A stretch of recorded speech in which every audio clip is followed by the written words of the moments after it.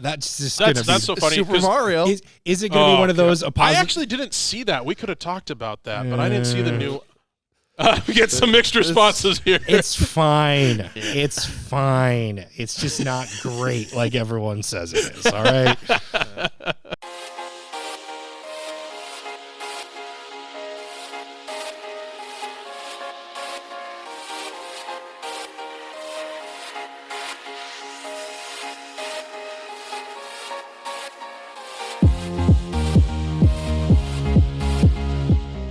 Hello and welcome to another edition of Popcorn Bucket List. We have a jam-packed episode here, a lot to talk about today. So let's get right into it. But first, let's introduce this week's special guest. Hello, from everybody. Marshall Radio, McGraw. Yep, McGraw is my station name. That's my camera, right? Yeah. Yep. There it is. McGraw is my name. I'm normally on Marshall Radio's greatest hit station from 7 p.m. to midnight. Things have been a little all over the place this week since we've had people gone, but yeah, I'm normally over there, and me and Nick know each other from the radio. I was gonna say, not only from radio, we also did some work here at SMSU. We've been through the trenches. Yeah, we've done quite a few different things together. Done games. You've yelled at me directing as I was the sideline camera. I never yelled at you. Not in a bad. Well, okay, maybe I just heard you yelling at people. I don't think I ever yelled at you. I mean, you just have to do that as director. That's how it goes. I got to do that too. It's kind of fun when Nick gets hot. When he gets heated about something. There's just one. There's one. I don't remember what you were saying, but the tone of your voice comes into my mind when I think of this, and it's just like one of the new people was not getting a shot, and you were not having it, and like you were on them, you switched off them, and before you switched off them, they're like moving around, and then once you switch off them, you just yelling at them like, when you're live, don't move. When you're live, don't move. Listen to what I'm saying. I'm neither going to confirm. It was needed because I'm not going to confirm or deny that something like that definitely. I mean, probably happened. I don't think I had any moments where I was like that heated at somebody because I didn't do it probably as much as you did. But yeah, those new people, you gotta let them know. Gotta put them through the ringer. We're doing a live production here, people. Like, let's get your head in the game. Yeah. Yep. But yeah, good to have you on here today.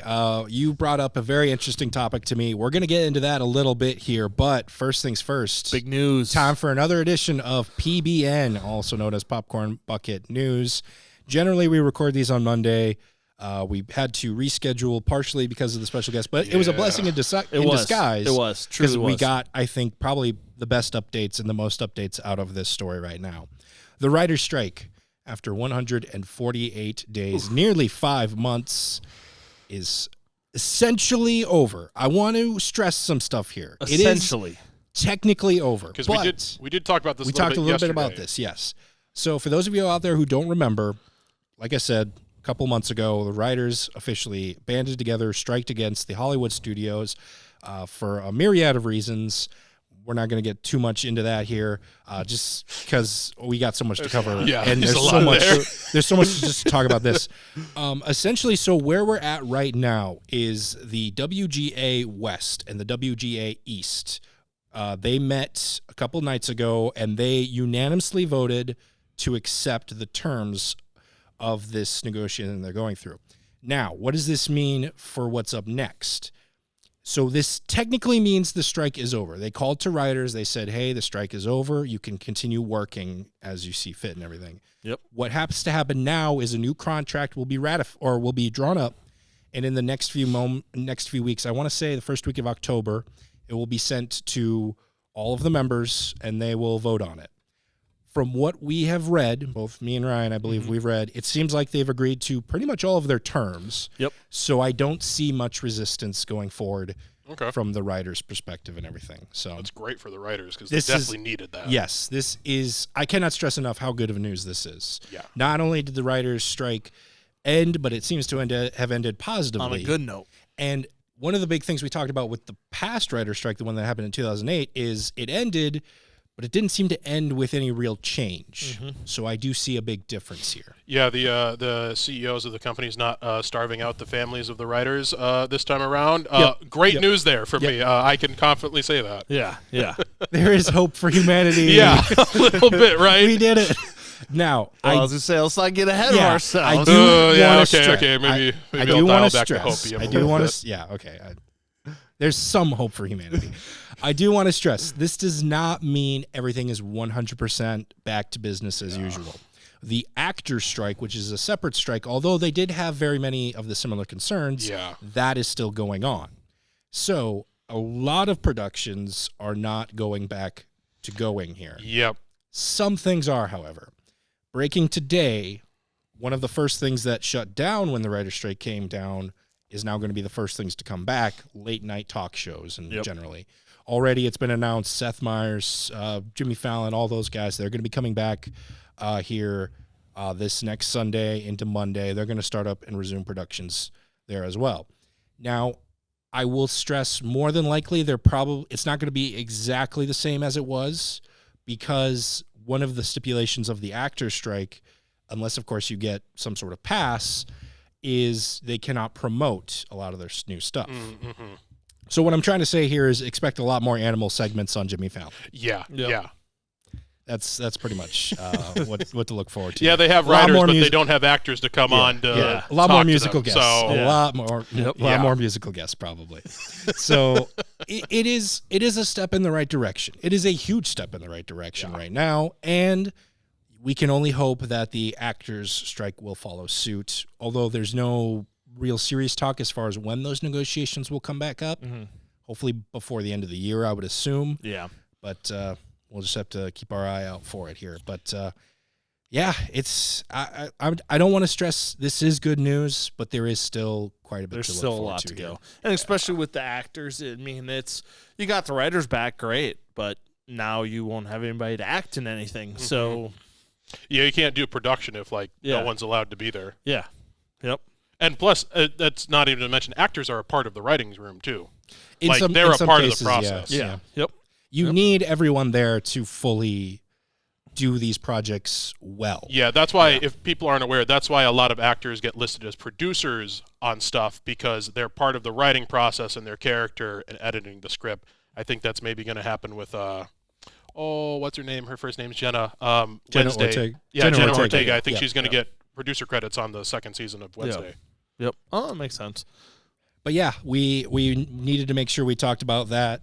This was a big deal. It was great to read and everything. It was a good way to start the week, to be honest. It was a good thing to read on Sunday night. Good way to start on Monday. Solid Monday start, yeah. There we go.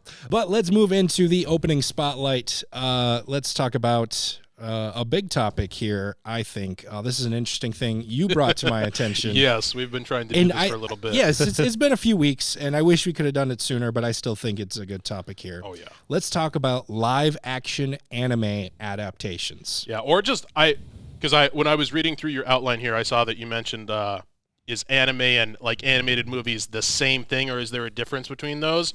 I think we kind of lump those in live-action adaptations of animated.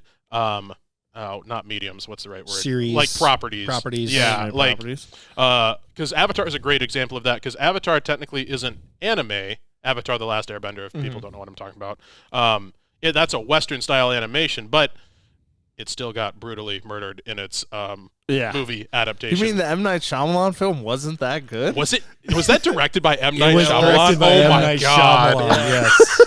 See, I didn't even watch it. I wasn't gonna muddy my relationship with that amazing piece of art. Go watch the show. If you haven't already, watch the show. The show is amazing. That was a great 3 seasons of television. Yeah. But yeah, you're getting a little ahead of me here. I do want to bring up sorry. Just for people out there who are watching this, I'm curious. I want to pose the question to you guys. Is there a difference between anime and animation? I think some people would maybe say yes, some might say no.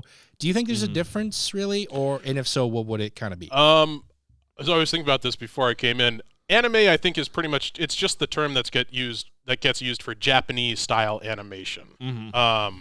I think there's some Chinese-like animation that falls into that anime category, but I just see it as Japanese-style animation. But it is kind of its own genre. It's this weird thing where it's animation, but it's got all these different genres and tropes that are specific to it, and that's what makes it its own thing. It's kind of weird. No, I agree, because I've had this conversation before, because obviously one of my favorite shows is South Park, but I've heard some people say, well, that's anime. It's No, it's just an animated show. That's not. Yeah. So I'm familiar with this. But I will like to say, so the reason why I think people call that an anime is because, to bring your point, you kind of say it was like a distinct style of animation. It seems like when you look at most anime properties, they move, but it's not as much motion, or it's very like still framed almost. I see what you're saying. Is that kind of a way to say it? Because I think that's why people would call South Park an anime. Because I don't, but it is very like, okay, they're not moving too much, or there's not as that much was the motion. other thing I was going to bring up. Thank you for mentioning that. Anime tends to be a lot more 2D animation versus like, if you look at some more Western animation, like Pixar movies and stuff, that's all 3D modeled and everything and rigged out and moving around. But most of anime is 2D because it originally started as all hand-drawn. I mean, all animation started hand-drawn, but that persisted in anime, I think, a lot longer. You do see some of that 3D stuff get used in anime, but when you see it, it doesn't look as good. Yeah. Yep. But yeah, I just want to kind of get your thoughts on this, because I think some people may look at this and be like, well, why didn't they talk about this movie? And it's like, well, we didn't think of that because we considered it an animation, not an anime or something like that. Yeah. It really kind of is just what you prefer kind of thing. Yeah, I think so, yeah. I will shout out, there's some great Western animation. The other thing I think with anime, too, is anime tends to like have this more consistent quality to it than I think some Western animation does. I don't know really how to expand on that, but like there's some great Western animation, like animated shows. But like Family Guy has its own distinct style to it that's Family Guy, and you see that, I'm trying to think of one of the offshoots, like Brickleberry. Or like those type of American Dad. Yeah, American Dad. Like they're offshooting. That's like its own subgenre of like Western animation. Yeah. And you don't see that over in anime, but like. But even that has gotten cleaner and more defined, whereas anime is kind of always looked the same almost. And I don't mean that in a bad way. Yeah, it has these like distinct visuals to it. But it's also really wild too, because there's so much anime out there. There's so much depth to it. Crazy. Like it's insane. Like it's so easy to kind of talk about it in broad because I mean we have to. That's what we're talking about. But like it's the depth in that is just really, really crazy in itself. I just started a new series called Mob Psycho, and it has this really, really interesting like a lot of it seems hand drawn. And it has a lot of that crazy motion that like you would see in some more Western style stuff. And there is a lot of that in anime, but I don't know. It's just there's so much depth to it. It's really hard to pin it down. No, I can see that. I like that. Like, I'm not a huge anime person, but I do have to admit I did have Crunchyroll for a little bit because I wanted to watch Demon Slayer. Oh my gosh! Huge. I love. I feel like I see you have Tendro right there. I feel like we should mention Crunchyroll is not a snack. That is an actual subscription service that has a bunch. It's Netflix for anime. There, you can get everything right there, because all animation stuff goes live in Japan first. So if you're a big fan, you get Crunchyroll and you can watch it while it's getting cast in Japan over here in the States. Yeah, and like kind of going back to like you're talking like subgenres and this and that, and like there's millions of things on there. Yeah, but it all has a very distinct style. Now I shouldn't say distinct style. It has a different style that kind of separates it from Western animation you can see. It's really hard for me to pin down what that exactly is because I've never been able to figure it out. When you see it, you know it, and it's. I don't know. I think like the anime style, it tends to be kind of more blocky. Is that the right word for it? You know, a way that might actually best describe the best differences. There is a South Park episode where they do make fun of anime. Yeah.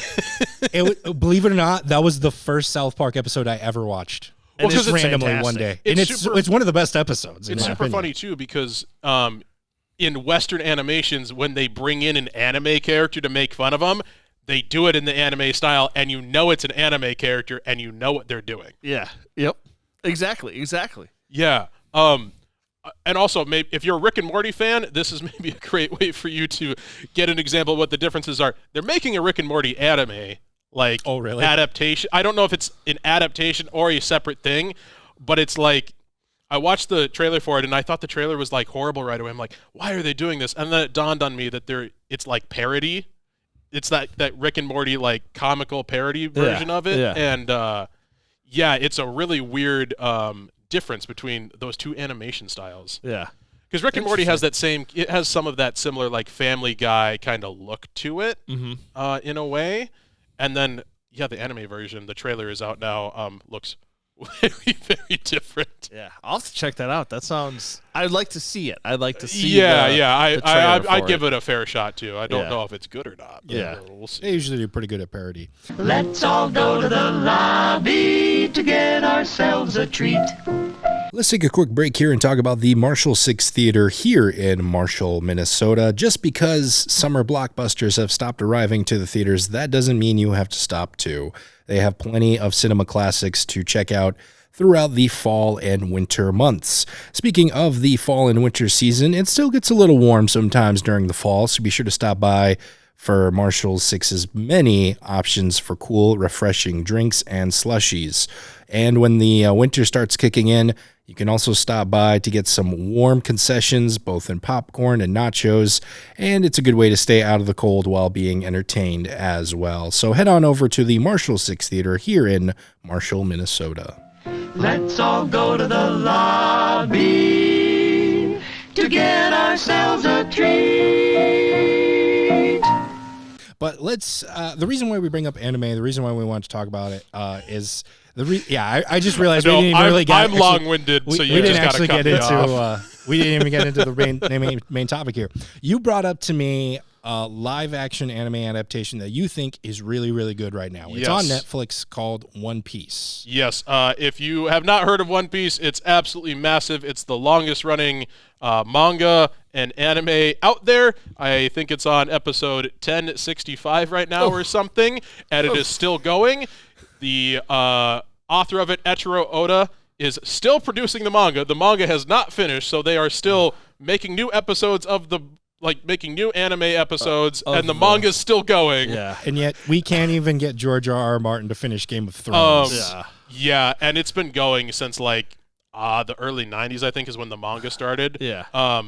But it's really hard for people to get into 1,050-plus episode anime. Yeah. This is the reason why I don't get into Doctor Who. Because it's just there's so much of it at this point. Like I can't get into it at this point. I remember I saw a video of Mr. Beast. He wanted to watch. Well, I didn't watch the video, but Mr. Beast wanted to watch Naruto.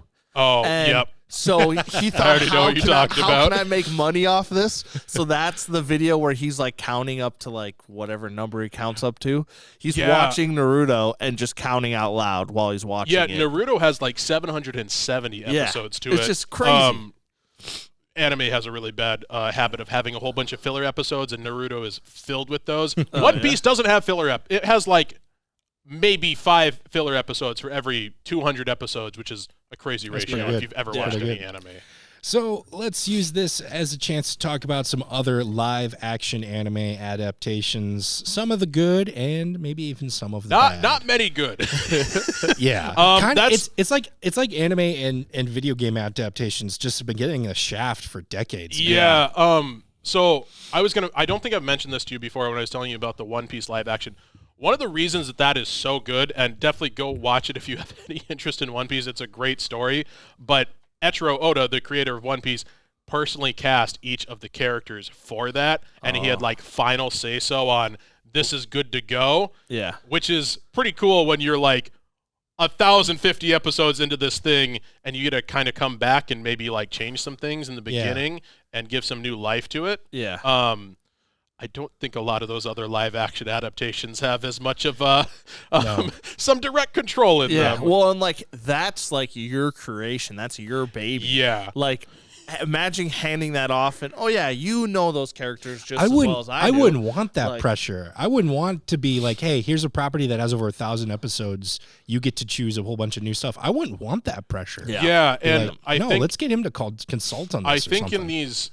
So they do 8 episodes in the Netflix live action, and it's like 60 chapters of stuff. So the ability for them to actually cut it all down and make it a cohesive story, and also like have the production value behind it. It has a really high budget too. I think in the 100 millions or something like that. Yeah. Which really, really big for one of those things. But so let's talk about some of them here. I'll just talk about the few that I have seen here, and I'm curious what you guys' thoughts on some of these. The first one that came to my mind was Alita Battle Angel.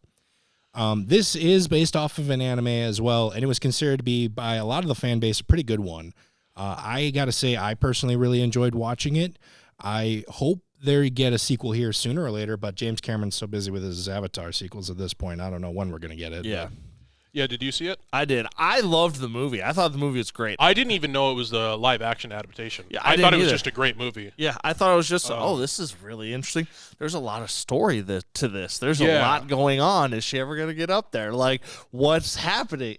I enjoyed it. And it was really clean, too, how it, like, the CGI in it was, like, Ready Player One kind of, like, levels of really good CGI. It was really clean. Because that's what goes really wrong, and I think a lot of the live action stuff. And we talk about this a little bit. Adapting something that's animation to live action, they're different mediums. They do different things better. Yep. Like some of the crazy action and set pieces and stuff that you get with with animation, you can't do those with live action. Like. For example, with One Piece, the main character is named Monkey D. Luffy, and he's essentially Bugs Bunny mixed with Captain Jack Sparrow, and he has Mr. Fantastic Four powers of being a rubber man, and animating that. Someone made a good point in something I watched about this. In the Mr. Fantastic movies, or the Fantastic Four movies, his suit is doing so much heavy lifting for the animating of, like, his stretchy. They don't have that with Luffy. He's, like, wearing like a vest and nothing else, his bare shirt, and making that look at all good is really, really hard. But the stuff in Alita was I thought it was really well executed. Yeah, and like especially some of the sequences, like when they're playing that murder ball game. Oh man, that flying was so and chains, good. and they're on a half pipe, and they're all skating, and like there's a lot going on there, and it looked fairly well. It looked dangerous as heck, but it also kind of looked like a sport I kind of want to participate in, which was a huge credit to its world building. Like all of a sudden, even though this is the first time you were seeing this sport, you felt like you had been watching it for years, and you were interested in, you were invested in it, and all that sort of stuff. But you wanted her to succeed. Exactly. You're actually invested in how she did. Yep. Another one I want to bring up here, Speed Racer. This was an anime. However, I read a few of the books. I don't know if they were separate stories or adaptations of some of the episodes and everything like that. I've said it before. I'll say it again. I'm a motorsports kind of guy. You would think this would be higher on my list. I actually did not see this one. This one, okay, so I'm glad you brought up visual effects. Holy cow. This is... it's an assault on your eyes, man. And that's my biggest thing is... You can tell what they were trying to do, and I hate it. I don't agree with it. So the books you read, were those graphic novels type? Yeah, I guess that'd probably be the best way to call it, a graphic novel. But yeah, I think it was mainly a series. I think the books I read were just adaptations of some of the episodes and everything like that. But because some of those comic book adaptations of stuff, they get butchered too.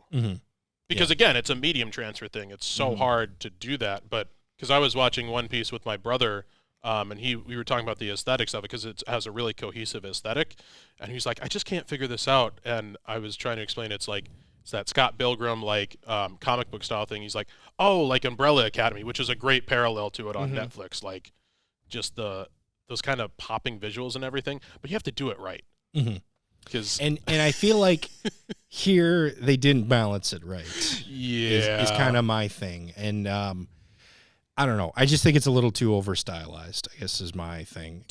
When you were watching it, did you have a point where you're just like, I can't suspend my disbelief? It wasn't so much the suspension of disbelief. It was how to bring up Scott Pilgrim. I'm glad you bring that one up because. There it is very visually exaggerated. And so that makes it so these crazy stunts, these crazy fights seem realistic in this world. Even though if you were to watch a clip of it, you'd be like, that's the most ridiculous thing. Yeah, exactly. Yeah. Exactly. Yep. Here I think they were trying to do that, but they dialed it up to 11. And that's what pulled me out. It wasn't so much my suspension of disbelief of this type of racing. It was how they presented it in this world, where it's like, even in a crazy fictional world, I just don't see how this would work. Yeah, because you can't suspend your disbelief as much when you're watching a live action thing, because innately, because it's live action, it's going to get more grounded. That even happened with One Piece, where it's like this Bugs Bunny world of craziness. Like, our main character's got stretchy powers, and he like blows up into a balloon and does all this crazy stuff. Yeah. But they like really lean into the goofiness, and so that makes it work. Whereas some of these other ones, they take themselves a little bit too seriously. I think part of it also is the way to achieve that balance is that you are going to have to do some of this stuff in front of a green screen. That's just possible. But some of it, to kind of ground it, is obviously on set. I did watch a few clips of One Piece. Unfortunately, I didn't get into the show, but I did see a little bit of the set and everything. And it's like, okay, clearly there are some parts here that are green screen. Clearly there are some parts where it's a set. Same with Scott Pilgrim. Clearly there's some huge parts here where it's green screen, but clearly there's some other parts that's a set. On Speed Racer, I'm not sure if there was ever a shot that was ever not in front of a full green screen. No practical effects. I really don't think there was. Yeah, I'm not going to rewatch it again to prove my theory right or wrong, but I really don't think there was. Oh, that just reminds me. That's one of the things that made this One Piece live action work really well, is because all of the actors do their own stunts, so they're able to have these really long, continuous fight sequences. One of them, and I think it's the first 2 episodes, it took them like 8 days to film. And it's like a 5-minute sequence. They did it like 40-some different times. That's cool. And it's this long, extended, like uncut, like shot. And it is so good. Now, I always love a good uncut long sequence. Yeah. A long take, love it. Doesn't matter what, if it's a scary movie, an action movie, a thriller, whatever.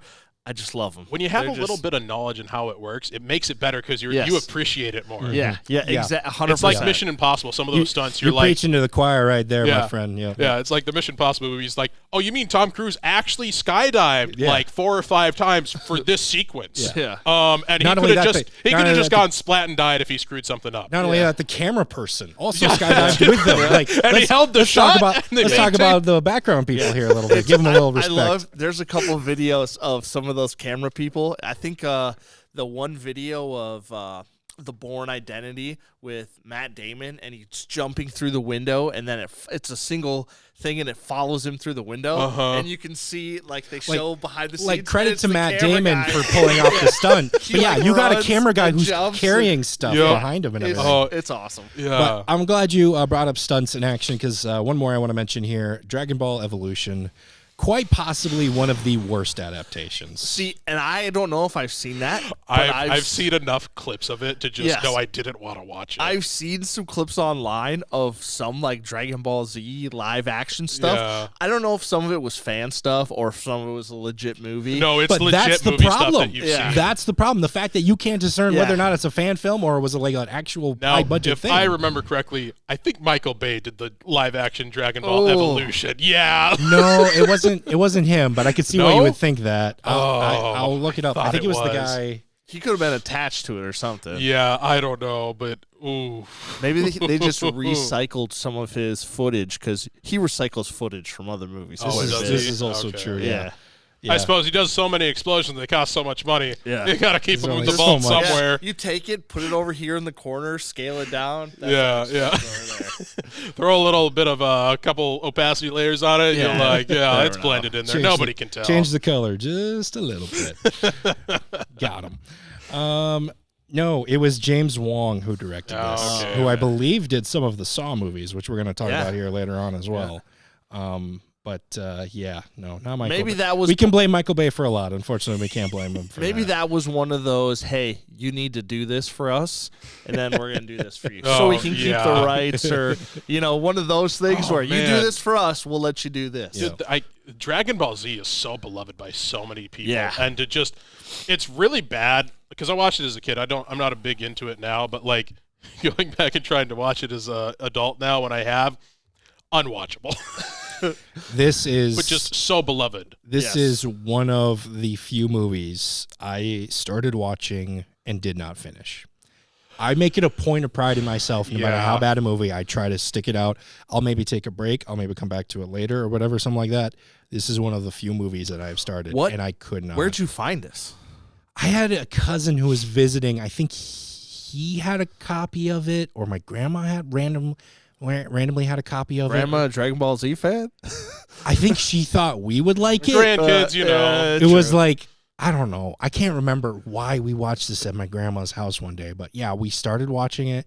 And if anything, my younger cousin would have had any interest in it, and he kind of left. I stuck it out a little bit, and I was like, even I'm like, this was back when I was like, so the movie came out in 2009, so it would have been like 2010 when I would have watched this. So I'd have been like 13 years old. And even I was like, this is not Dragon Ball.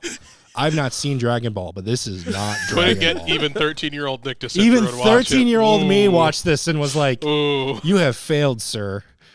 I still liked Batman and Robin at that point in my life, I think. Oh, my gosh. I had Cowboy Bebop is a great, like, one-season anime from the early, like, 2000s. Mm-hmm. And Netflix did a live-action series of it.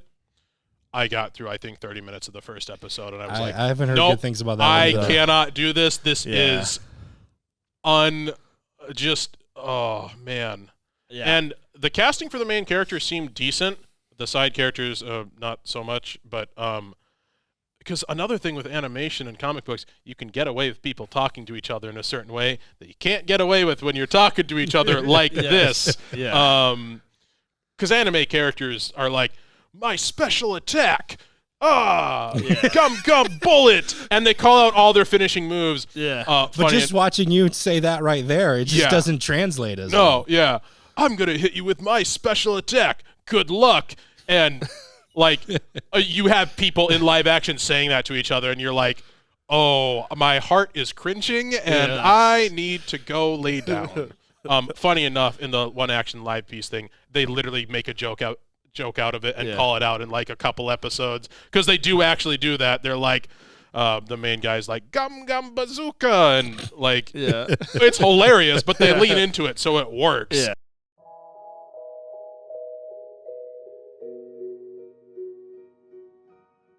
Impacting local and regional communities. Building connections with peers, professors, and community members. Collaboration with like-minded individuals. Opportunities to make a difference both in and outside of the classroom. Experiential learning. Student-led organizations and projects. Find out more on the upcoming podcast series focused on the Center of Innovation and Entrepreneurship at SMSU.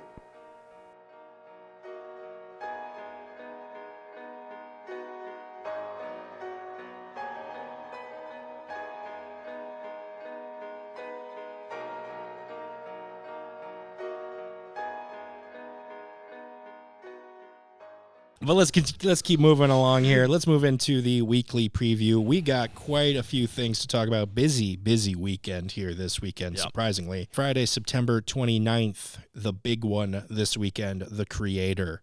This one's coming straight to theaters. John David Washington stars in another robots versus humans movie. AI, Terminator-esque. I mean, you've seen it before. In this one, he is tasked with recovering a super weapon. Turns out the weapon is like a human-robot hybrid. Whoever controls the kid wins the war, essentially. Yep. This is from the director of Rogue One, and that is my third favorite Star Wars movie. Oh, such a good one. It's a good one, and this looks so much like Rogue One. You get a lot of visual cues and kind of almost like story beats that remind me of Rogue One. As soon as they say that in the trailer, and then you see the AI ships flying, it's like there's a lot of similarities there. But I really enjoyed Rogue One. Rogue One was awesome. I think Rogue One is one of the best. It's so good because it stands alone. Yeah. Which is odd because it connects right into episode 4. I know, right? But I get what you're saying and everything. But yeah, like I said, we've tackled this topic before, AI robots and everything like that, and it's more prevalent today than it ever has. So it is going to be interesting to see if and what maybe new this movie brings to the table, other than just some more cool action. Do you think any new like robot versus AI movie can like really capture that like I want to call it like, that zeitgeist kind of feeling of like, oh, this is gonna be something that happens, like that the Terminator did, and like I feel like AI has progressed so much at this point. I don't know if we can come up with anything. Is it too close new. to Black Mirror point at this? Yeah. Like back it's when, too close to home. Like back when Terminator came out, like AI, we didn't know that what it was going to do. We didn't know what it was going to. But nowadays, I mean, how many times when we look at that sheet on the radio station when we're talking about stories, how many times is there an AI thing? Almost every day. Yep. I don't know if we can come up with anything new. And like I remember when Ex Machina came out, and I went and saw that, and it was like, oh boy, now that's probably like 5-6 years old now, and that was like kind of like, oh, this is crazy, and now it's like, I mean, it was a great movie, but it was like, we're getting there. You see those weird robots talking on YouTube and stuff, and it's like, it's close, baby. There's a reason why this was a big deal in the writers and actors strike, because they saw the writings on the walls, quite literally. But let's move on here. Like I said, we got a lot to cover, so I'm just I don't want to overflood everyone with too much information here. Another crazy one that I think is going to be interesting here. Dumb Money, also coming straight to theaters here, based on the crazy true story of when people invested in GameStop and essentially won. At the very least, for a short amount of time, won. Let's talk about this cast first and foremost, starring Paul Dano, Pete Davidson, America Ferrera, Nick Offerman, Anthony Ramos, Sebastian Stan, Shailene Woodley, Seth Rogen. I'm sure I'm missing some people there. That is a loaded cast. I mean, yeah. Paul Dano, probably one of my favorites out of that whole group, and I think I can't wait. This movie looks awesome, and I want to see how they visualize and dramatize this. Like, because if you followed this situation at all when it was happening. So it's just going down through Reddit posts and stuff. And then, well, I mean, I guess maybe they'll have footage and stuff from interviews that they did, because there was one main guy. Yeah. He posted this whole thing, and then it blew up. But, I'll be interested to see how they do that.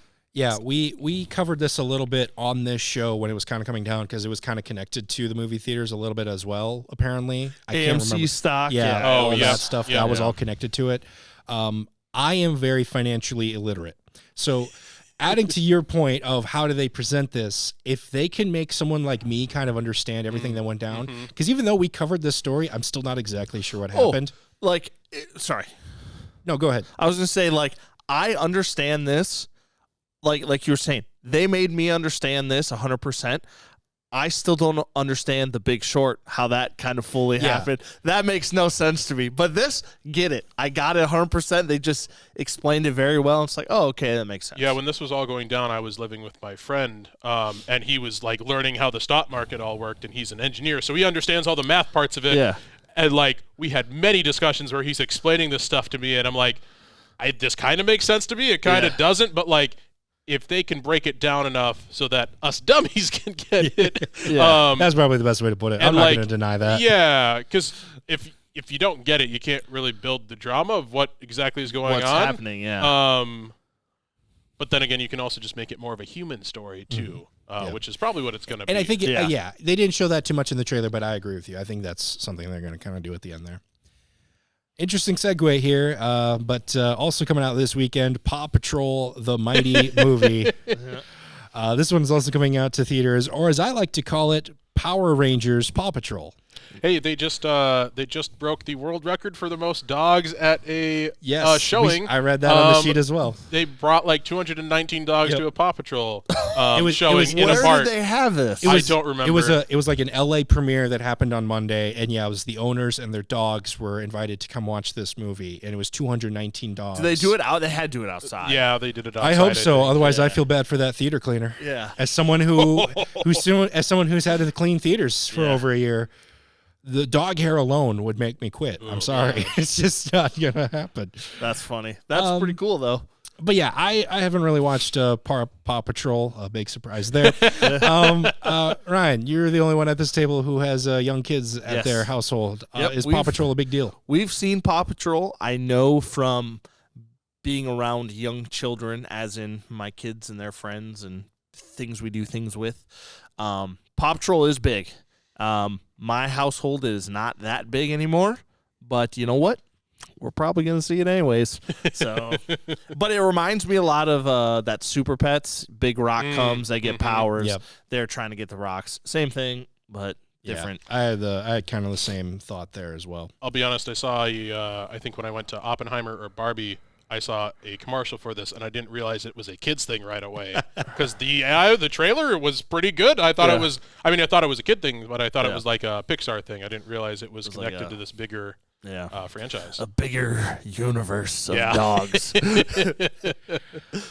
You know, I said earlier it was an interesting segue from one movie to another. I lied. Here's an even weirder one. Also coming out this weekend, Saw X. Or as can't wait. Or as our guy Carter in the booth there called it, Paw X weekend. Yeah, I guess we could call it that. Yeah, that's fair. That's awesome. Gentlemen, are you ready to play another game? I'm ready. I'm down. This one looks great. I said that about all of them. I love the Saw movies. And it's going about doctors that kind of messed him up, kind of screwed him over. Can't wait, baby. Let's get them. Get those people that tricked you. I have no investment whatsoever in the Saw universe. I think I watched the second Saw movie when I was in college, and it was like, I don't know when the second Saw movie came out, but by the time I was watching it, I don't like horror movies. So to get me to watch it was like kind of a thing. I laughed at it the entire time because I was just like, oh, these effects are so bad. Oh, this is just hilarious. This isn't scary at all. Yes. I don't know what the new ones are like, but I imagine at this point it's a little bit of we've been doing this for a while. It's the 10th one. Yeah. So it's very bloody. Correct me if I'm wrong. It's the same character that's in the first Saw that's correct. doing He's this. in a bunch of Saws. Yep. And then in the first one, the big thing was that he had cancer, right? Yep.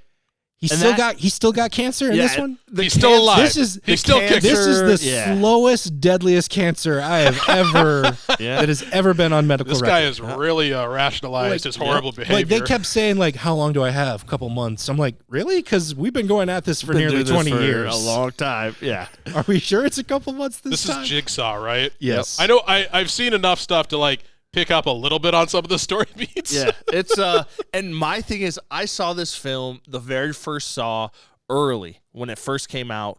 Probably, like I said, I've said before, probably shouldn't have been watching it when I was that young. Because when the first one came out, like 2001. Knock that off your bingo card. He said it another week in a row. Yeah. Movies that Ryan shouldn't have watched at a young age. I might have been old enough, but I don't remember. But I really enjoyed it. I thought it was a good idea. And obviously, as they grow, they just get more wild and crazy. Yeah. But for me, it's like I just like to watch and see what they do, see the contraptions. Like, oh, you got to cut into your head. Oh, that's cool. Or you got to put your hands in the things. Oh, that's kind of cool. It's like morbid curiosity at this point, right? Just like, oh, what ridiculous way can they kill this person? What are they going to do now? Like, I want to be a fly on the wall in that writer's room that day. Where they're like, okay, guys, we're going to really dig deep into our psyches in this one. Yeah. After today, no more writing. Because some of them are like, what are people afraid of? People are afraid of needles. Oh, okay, let's throw them in a pit of needles. Yeah, and like that's their thing. I don't want to think about that visual anymore. Yeah. Let's move on to a much more lighter-hearted movie here. The Kill Room.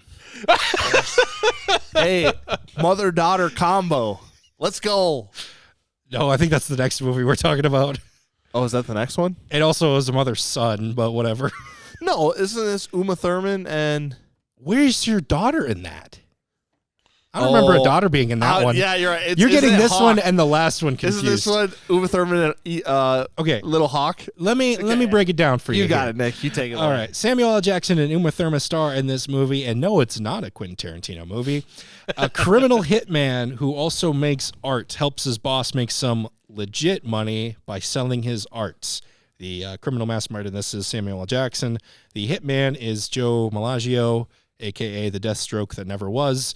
And the person they're selling to is Uma Thurman. I'm pretty sure Maya Hawke's in this.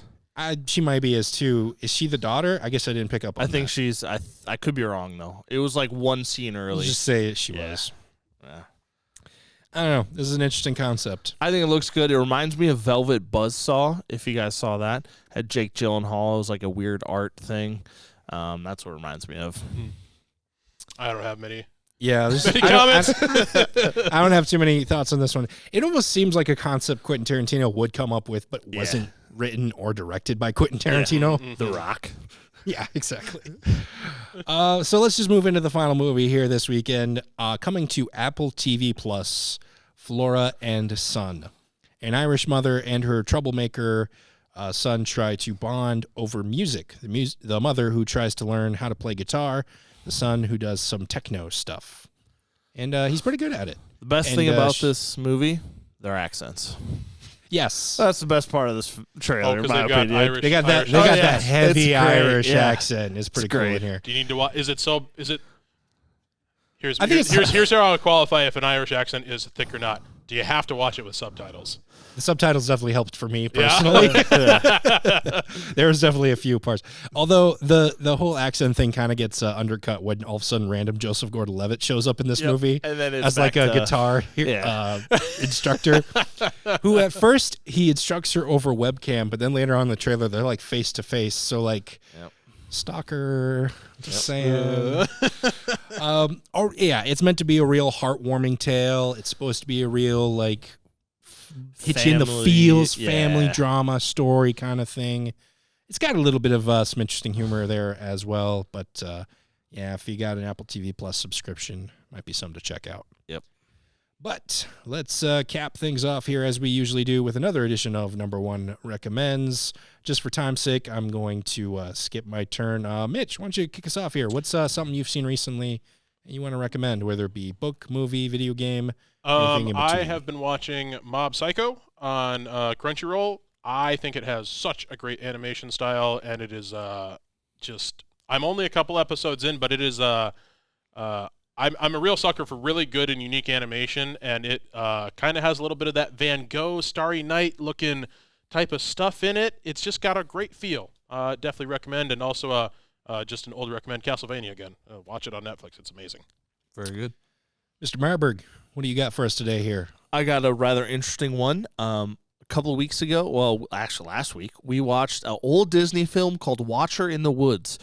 Shout out to my cousin Jada. She loved it, and it scared her as a young child. And we watched it, and it's not scary, but it's very thrilling. It's like a wow. That's actually kind of gets me on edge a little bit. Mm-hmm. So I enjoyed it. I thought it was for like a 1990s movie, Disney movie. It was like 1980s. 1980s movie. Yeah, it was pretty like yeah. wow. I watched that with you and a group of us here.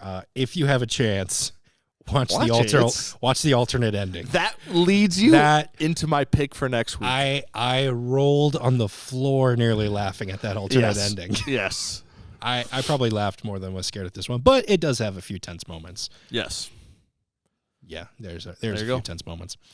Well, that's going to do it for us here on this episode of Popcorn Bucket List. Special thanks to Mitch. Listen to McGraw on Marshall Radio. You pretty much have hit it every station at this time. But normally on the greatest hits from 7 p.m. to midnight. Try to just have a fun time and bring some funny and interesting stories to keep people entertained as we move through it. And very good. Also, some things have been moving and shaking here at SMSU Media. I've been helping out with the Center of Entrepreneurship and Innovation. We have created a new podcast series called The Blueprint. First episode is out. Link of that will be in the description here in the YouTube video.